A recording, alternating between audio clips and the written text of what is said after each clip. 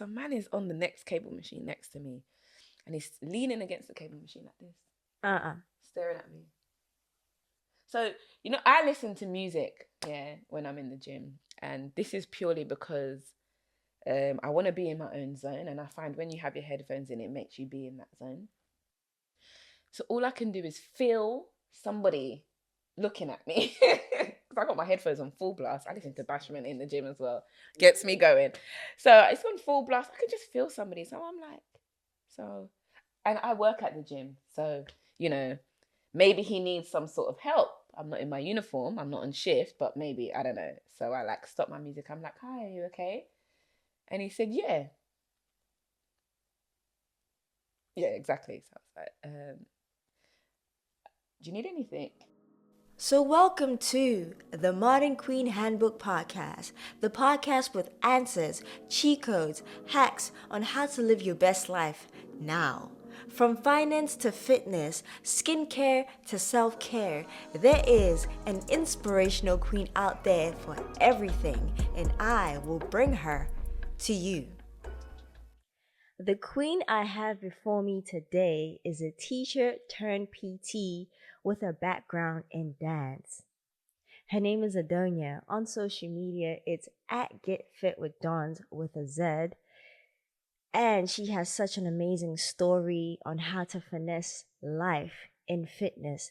Adonia, how are you doing today? Hey, Timmy. Thank you so much for having me today. I'm doing absolutely fantastic. Okay, so I like to start every episode with an inspirational quote. Mine today is from Cranen. You know Cranen, right? Yeah. Yeah. So she's been really smashing the fitness scene for some time now. And her quote is a Matthew 7:7 quote, and it goes as follows: Keep asking, and you will receive what you ask for. Keep on seeking, and you will find. Keep on knocking, and the door will be open unto you. I like this quote because I feel like we always see what we want, whether it's negative or positive. Whatever you see is what is seen. Um, what do you think about the quote? I think it's absolutely fantastic because it's if you put it to like whatever you think about will come into formation. It's basically saying the same thing. And it's like if you're looking for something, you will find it. So whether that be something good or whether that be something bad, whatever you go looking for, you will find it. And eventually, whatever you want to be, you will be. It's like what it's basically saying, I feel like, is if you want it, then you will get it. But nobody else can want it apart from you. So it's very true, yeah. I like it. I know that you have a quote for me too. Do you want to share it?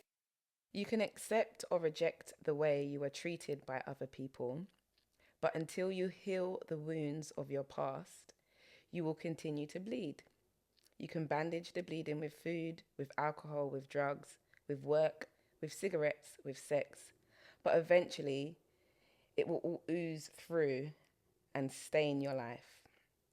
You must find the strength to open the wounds. Stick your hands inside, pull out the core of the pain that is holding you in your past, the memories, and make peace with them. Mm. Mm.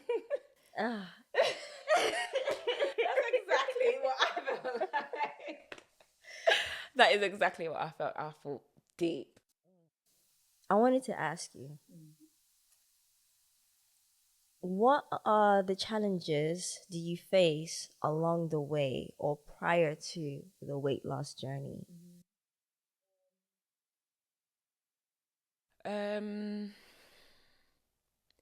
for me, I think one of the challenges um, was actually enjoying exercise um,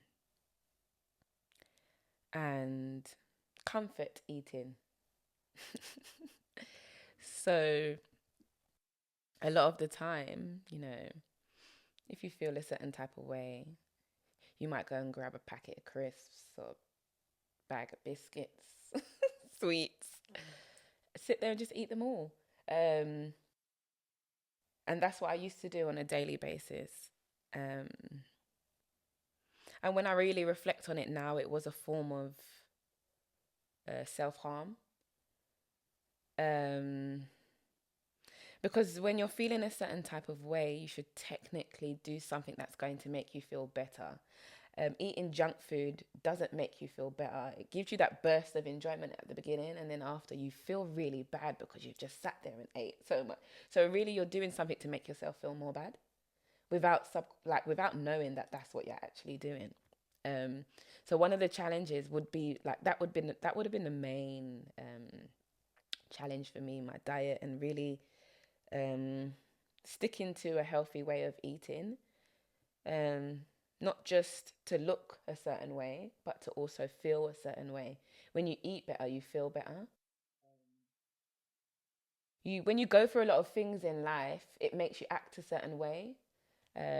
However, when you change your diet, you realize that some of the things that you're eating plays a part on the way that you treat people. And so it was just a lot of self-reflection as well, you know. What does being overweight do to your life? How does it affect your life? I think it's different for different people. And the thing is, a lot of people will think, oh, but you weren't really that overweight, Adonia. Like I said, it wasn't the external that was the issue, it was the internal. So internally, I was like an overweight person, if you would like. In fact, if you go by the standards of what the society set, I was technically obese. However, you don't feel good within yourself because you're not, and it just brings it back down to your eating. You're not eating the right things. So the chemicals that gets released when you're eating is sending negative signals to your brain, basically. When I was overweight, it affected my life because I couldn't breathe when I was walking up the stairs. And I used to be a teacher, so walking around the school and having to go to different classrooms.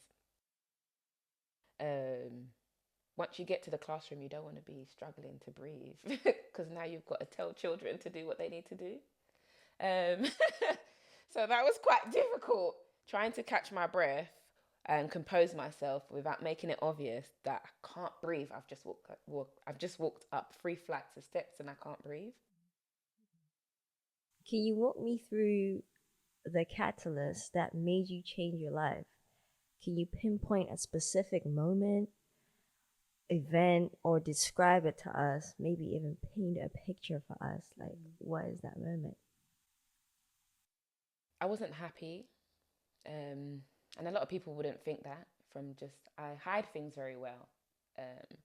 So I wasn't really happy within my life, and I knew that something needed to change. And I always enjoyed dance. So I actually really got in the fitness industry to teach classes, like dance fitness classes. And something said to me, if I'm going to do that and I'm going to be the person standing up in front of everybody, I'm going to have to look a certain way and I'm going to have to physically be a certain way so that I can keep up. And no one's going to want to come to your class if you can't even do it. If you're there out of breath at the front, people are not going to have hope in their self to think, actually, I can do this. So the main thing was my unhappiness and just making myself happy. And I just was going through different things. So I used to do like a lot of meditation, like just saying affirmations to myself and listening to motivational speakers. And those things helped, don't get me wrong, they really did. But then I wasn't doing something. There was something inside of me that I felt like there's more to give and I'm not doing it. So what is it that I need to do? And just wanting to improve my own personal self-esteem. It's like you help others, you help yourself. Yeah. Okay. So be a reflection of the change, basically. Yes. Yeah. Yeah. That's fair. I think that's a good way of thinking about things. And I never really wanted to be a teacher. I kind of just fell into it. And so going to work every day and not really wanting to do that. Then I had my son. And then I thought to myself, how can I be telling my son to go for his dreams and do things that he wants to do if I'm not doing what I want to do? And then I sat and I thought, what is it that I actually want to do? Like, I've been doing this. Like, I worked in a school since I left school, so it was all I knew. So I just thought to myself, no, like I had to do the self-work. I had to sit down with myself and think, all right, cool. I don't like this, but I like this. This makes me feel good and this doesn't make me feel good. And then really just figure out myself. And then a lot happened with my son. He had some health conditions and things. And so it just really made me put things into perspective. Life is so short. Anything can happen at any moment in time. Why not go for something that you want to do and then see what the outcome will be? Like, what's the worst that can happen? Yeah. I like that. Yeah. It really, really helps because I feel like a lot of people, they give up before they even start. Yeah. I used to be one of those people, to be fair. You get comfortable in things. So most of the time people do what's comfortable. People don't usually want to do what's uncomfortable because when you're uncomfortable, that feeling doesn't feel good until it feels great. And it was, it's like the fear of the unknown. Like, what if I went to this? Will people want to even come to my class? Like, will people want to, like, you just got into fitness. Are people even going to take you seriously because you didn't even like exercising before? So now who are you to tell me to come and like do this? So it's just a lot of self-doubting beliefs. Like, it's just, you know, we don't really live in a positive environment. And so you have to really work hard to be positive in this world that we live in. That's cool. I hear that. When it comes to like family, friends, or even like partner, were they supportive with the journey? Everyone was quite supportive, and I'm gonna put it down to because everyone knew I wasn't really happy in the job that I was doing, and I was just doing it just because you get paid decent wage. And once I had my son, if you're a teacher, you get the half term, so you get to spend more time with your family and stuff like that. So everyone was quite supportive. It was more so like, okay, if you're gonna quit this job. So I basically quit my job not knowing that I'm gonna go straight into PT. I kind of just thought, once I quit my job, let me figure it out. Sometimes I have to like throw myself into something in order to like do it. Otherwise, I'm just gonna sit there thinking of all the different possibilities. And so yeah, I basically just quit my job, and everyone was like, so what are you going to do for money? What are you going to do for this? Antonia, you've always had money. Like, you've always, like, had yourself sorted together. Like, so what are you going to do? And I just kind of thought, why do I need to do anything right now? Like, why can't I figure it out? If I left school and went straight into a job and been in that same job and worked my way up in that job, why can't I not have a little break and think about my life? Like, I have a child now, I have a family. Like, how am I gonna support them to the best of my like ways if I am miserable every day? Like, it doesn't make any sense. Did you have any pushbacks when getting into this fitness thing? I don't know, it was pretty straightforward. Like, I was quite surprised. I found the course, I got accepted on the course, I completed the course. And then the tutor was like, I'm going to put a good word in for you for David Lloyd. And then I just got the job pretty much straight away. Wow. You start doing the job and you realize it's not that easy. Trying to keep clients is probably one of the most difficult things. And I'm a results person. And so when I got into fitness, I just wanted a result. So I got to my goal quite quickly compared to the average person. And compared to someone that didn't like exercise, I pretty much lost the weight in about 5 months. So when you get a client now, you think, all right, cool, if I can do this and I didn't like training, this person's been going to the gym, it must be easy for them. And then you realize actually not everybody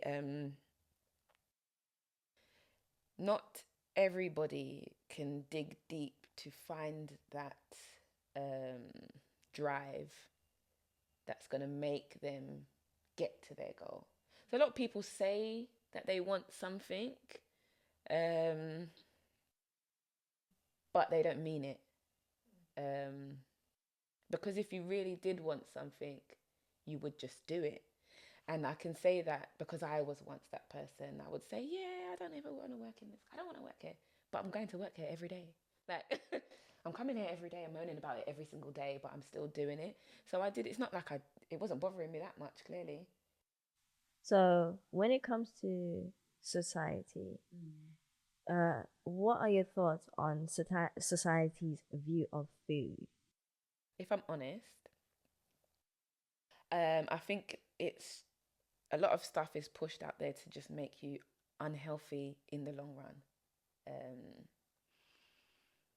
There's a lot of things that even like the health industry and stuff push out there that I don't personally agree with. It's like, why have something fake when you can have the real thing? Saying that to say, I think it's extremely important to just eat fruits and vegetables, but I don't do that. Even though I know the damages that it does to you. It's like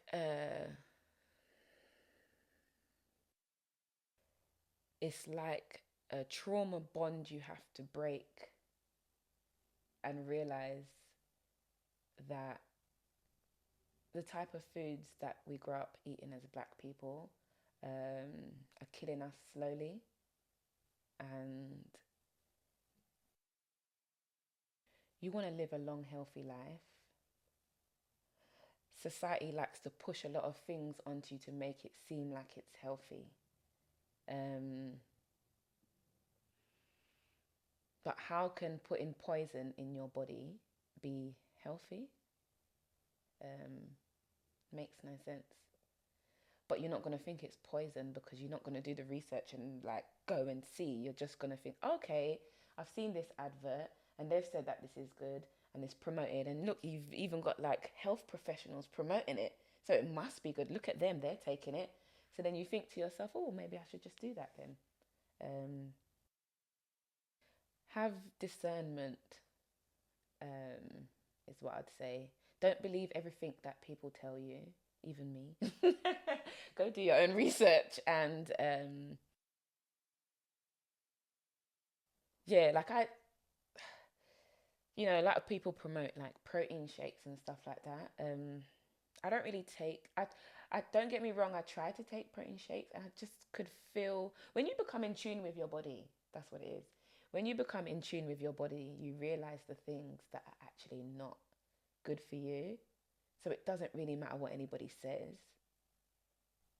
It's not sitting right with you, so it's not good. So it's the advertising. It's just what's being pushed out with very little knowledge. Because a lot of people say, "Oh, so and so is taking it, so I'll have creatine or something like that," right? Do you have a fitness girly self-image? No. I kind of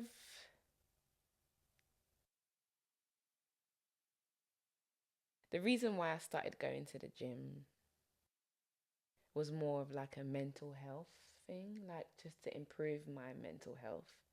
And that's probably another reason why I was going every day. to improve your mental health, you have to do something daily to get out of your old thought process. So for me, going to the gym is just a part of my way of life now. At first, it had to be a schedule. You know, people that have a to-do list. I'm one of those people that if I have a to-do list, I have to complete everything on my to-do list. So if I put it on my to-do list, it's getting done. The gym was one of those things. That was our relationship first. It was just, I have to do this. Then it was like, I need to do this. And now it's like, I just want to do it. Like, if I don't go to the gym, I feel a little bit uncomfortable. I hear that. Like, I just think, oh my God, I didn't go to the gym today. Like, let me go for a walk. So what we're going to do now is look at some gym dilemmas from the girlies, right? So I'm going to start off with a couple questions and you just answer them as best as you can. Okay. How do I go to the weight section without feeling intimidated?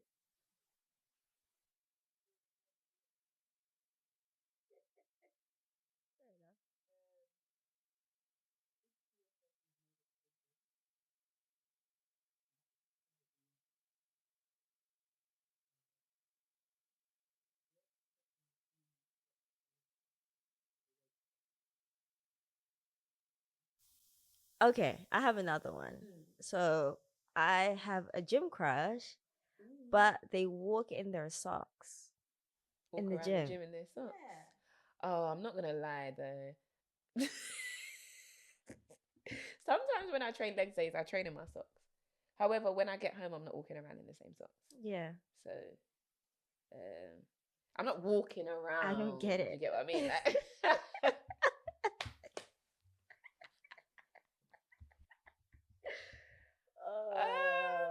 ask them what they do and why they have no shoes. Why are you doing that, on. Sir? But like walking around the whole gym with no shoes on, they couldn't be asked to put their shoes back on to go find something. I need a backstory here. I need to know too, because why are you walking in the gym with no because socks, no sometimes I train with no shoes on. Okay. Shoes are designed to ruin your feet. Yeah. So training with not appropriate footwear on is going to damage you in the long run. So you will start to get injury in your knee, in your ankle, in your hip, because your footwear is not correct. When you train barefooted, flat-footed on the ground, you're able to secure your feet in the ground. Okay. So I would look at him and think, oh, he knows what he's doing. Okay. But unfortunately, he just hasn't got the correct footwear. Barefoot shoes. Yeah. You know, things are expensive. It is 2024, you know. Quality prices. Not everybody can afford them.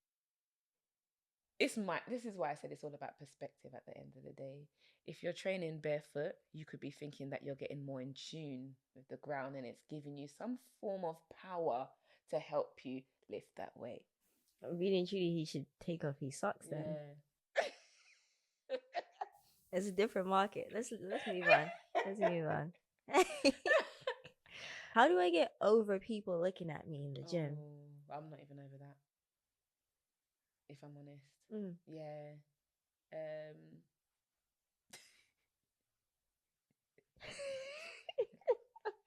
Is that person looking at me? Oh my God. Why is that person looking at me? That's what you think? Yo, I had somebody just stand there. And then I was doing split squats. And then he just stood there and waited. And then when I was moving on to the second, I'm finished. He's like, oh, I'm leaving now. But like, can I get you? No, I'm doing a split squat. Oh, what are you doing? Anyway. One time I was doing just a pull down with the rope. Some man is on the next cable machine next to me. And he's leaning against the cable machine like this. Staring at me. So, you know, I listen to music, when I'm in the gym. And this is purely because I want to be in my own zone, and I find when you have your headphones in, it makes you be in that zone. So all I can do is feel somebody looking at me. Because I got my headphones on full blast. I listen to Bashment in the gym as well. Gets me going. So it's on full blast. I can just feel somebody. So I'm like, and I work at the gym. So, maybe he needs some sort of help. I'm not in my uniform. I'm not on shift, but maybe, I don't know. So I stop my music. I'm like, hi, are you okay? And he said, yeah. Yeah, exactly. So I was like, do you need anything? And he said, no, I'm just looking at you. You train really well. I said, oh, why didn't you just say that then? He said, no, you just look good. I said, it's making me a little bit uncomfortable. Can you please stop looking at me? He said, but you train so good. I said, because I work here. And I put my headphones back on. I just continue. Because I thought, I've told you to stop and you're not really listening. So to answer that question, say, what are you looking at? And then they'll be like, oh, nothing, cool. They might say, oh, you just look. Sometimes men are shy. I work in the fitness industry and I find it difficult to say no to work, but I feel burnt out. What should I do? Oh, it's only taken me that till now, really, to think like, if it's too much, then you need to stop. Focus on the reason why you got in the fitness industry in the first place. You can still do what you enjoy, but giving yourself time to rest as well. Think to yourself, if you're burnt out, your next 5 classes will suffer then, isn't it? If you was to now be fully burnt out, you can't do anything. Instead of missing 1 day, you've missed 5. You might have 3, 4 classes to do, 6 classes to do in that 1 day. You've potentially lost out on so much more from not taking that rest that you require. Listen to your body. It will always tell you what it needs. One last question. I go to the gym and I've been seeing somebody there looking cute, but they have a dangly earring. Sorry. the little.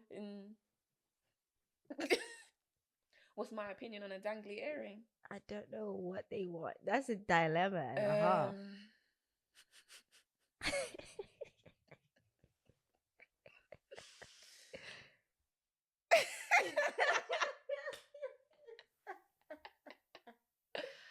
Right. I don't know what to say. Do you like dangly earrings? Do you not like dangly earrings? I'm assuming they don't like it because why?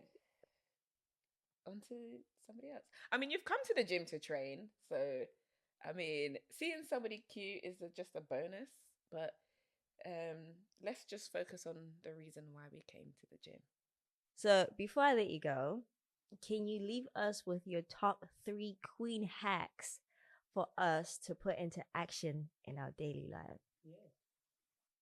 This is gonna sound so cheesy, but make a list of positive statements or words that you want to say to yourself every day. And when you wake up in the morning, look in the mirror and say those things to yourself every single day. Trust me, it makes a big difference. I do it. I'm not just saying it. Be aware of the different emotions that you're feeling throughout the day and act accordingly. As females, sometimes we can be a little bit impulsive, especially during our menstrual cycle. And then the final one is do some form of physical activity every single day, whether that be just stretching one day or going for a walk or a skip or the gym, whatever. Stay active every day. It's good for the mental and it's good for you're cardiovascular. And that's what keeps us alive at the end of the day. So I am a huge music fan. Yeah. And alongside the podcast, I'm publishing a playlist on Spotify. Mm-hmm. So all the guests who come to the podcast, they curate, right? So could you give me a couple tracks to add to it and tell me why you love them? Okay. I like all different genres. So I'll probably give you like a song from each genre. One of my favorite songs at the moment, well, it's not that new to be fair, Drift by TJ, that is my favorite one. If it comes on in the club, I'm there in the middle doing the TikTok dance to it. So Drift, and the reason why I love it is because I just feel like the vibes that comes from the song, it just makes you feel good, which leads me on to my second one, which is an I'm a Piano song, Nika. I love that one. That is my favorite. No I'm a Piano song has topped that one for me yet. Yeah, I know. Okay. I know. That's a banger though, but I know. I love it. I play it every single day. Damian Marley, There For You. The reason why I love that song is because it's like if you're feeling down and you listen to that song, it really makes you feel like there is something that is also sometimes people feel alone, and you are never alone. When I listen to that Damian Marley song, it's a reminder that I'm not actually alone. And saying all the songs I've said, this last one, I know it's so ratchet, but it is my favorite. It's Sexy Red Ski. And I love that song so much. And the reason why I love it so much is just the energy. Before I do a leg day, I put Sexy Red Ski all the time, and it just like, it helps me to get on with my session and not think about the pain that the weight is causing me, and just think about the song. Especially when I do walking lunges, Ski is the song. Thanks to Adonia today. Really insightful chat. I'm particularly touched by Adonia's will for change without devising a plan. And I'm also taking hack number 2, which is Queen hack number 2, and that is reflecting on your emotions daily. You have been watching the Modern Queen Handbook podcast. If you like what you heard and saw, please leave us a review on any platform that you are on. And if you are on YouTube, subscribe below. If you would like to get in contact directly, message the Modern Queen Handbook at gmail.com, or you can message me on my socials, which is at Bossy Page, BOSSIIEPAGE, and that's on all social platforms. This has been the Modern Queen Handbook podcast, and I look forward to seeing you in the next episode. Au revoir for now. Meow.